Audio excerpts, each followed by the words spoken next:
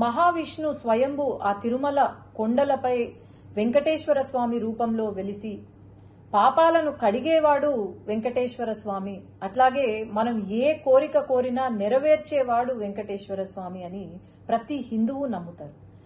తిరుమల తిరుపతి దేవస్థానం ప్రపంచంలోనే అత్యధిక సంఖ్యలో భక్తులు రావడం జరుగుతుంది. ప్రతిరోజు 30,000 నుండి 40,000 మంది భక్తులు దర్శించుకుంటారు.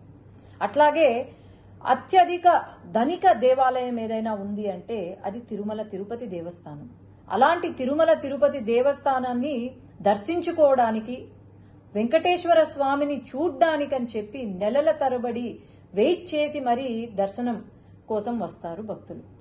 తర్వాత లైన్లో గంటల కొద్ది క్యూ లైన్లో వెయిట్ చేసి ఆ తిరుపతి లడ్డూ కోసం, ప్రసాదం కోసం అని చెప్పి వెయిట్ చేసి ఇంటికి తీసుకెళ్లి దాన్ని పూజ చేసి, ఎంతో నిష్టగా పూజ చేసి అందరికీ పంచిపెడతారు. అలాంటి తిరుపతి లడ్డూలో మొన్న ఏదైతే రిజల్ట్ ల్యాబ్ టెస్ట్ ఏదైతే వచ్చిందో, మన హిందువులు గోవుని ప్రతిరోజు పూజిస్తాం. దేవుడితో సమానమైన ఆ గో మాంసం ఏదైతే ఉందో, లేదంటే చాప నూనె ఏదైతే ఉందో, అది లడ్డూలో కనిపించడం అనేది ఇంతకన్నా పాపం వైఎస్ జగన్మోహన్ రెడ్డికే దక్కుతుంది.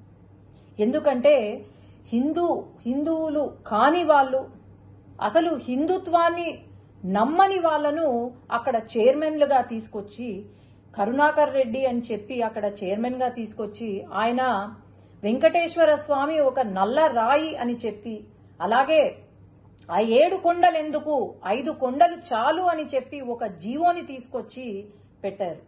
అట్లాగే వైవి సుబ్బారెడ్డి గారు అని చెప్పి ఆయనను తీసుకొచ్చి, అసలు హిందుత్వం అనే నమ్మని వాళ్లను తీసుకొచ్చి ఈరోజు మరి అసలు వీళ్లకు ఆ ఆలోచన ఎలా కలిగింది అనేది నాకైతే అర్థం కావట్లేదు.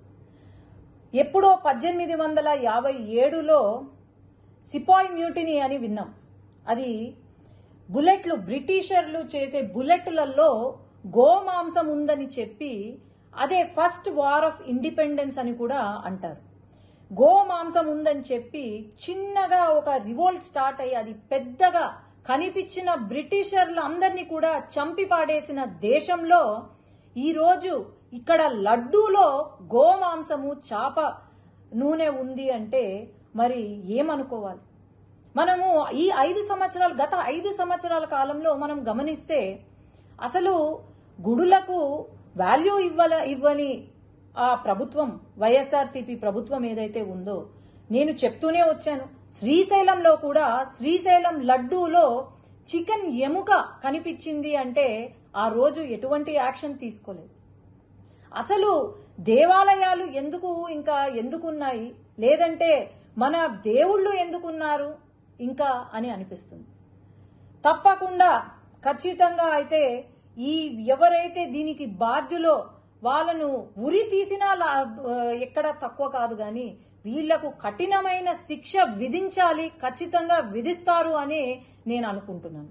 సీఎం గారు వెంటనే, మన గవర్నమెంట్ ఫామ్ అయిన వెంటనే తిరుపతి లడ్డు నాణ్యత కోసం, అది చాలా చిన్న విషయం కావచ్చు గాని తిరుపతి లడ్డు నాణ్యత ఎలా ఉంది అని చెప్పి ల్యాబ్ రిపోర్ట్కి పంపించారు అంటే ఇంతకన్నా మంచి ముఖ్యమంత్రి, మంచి పాలన ఎక్కడైనా ఉంటుందా అని నేను భావిస్తున్నాను.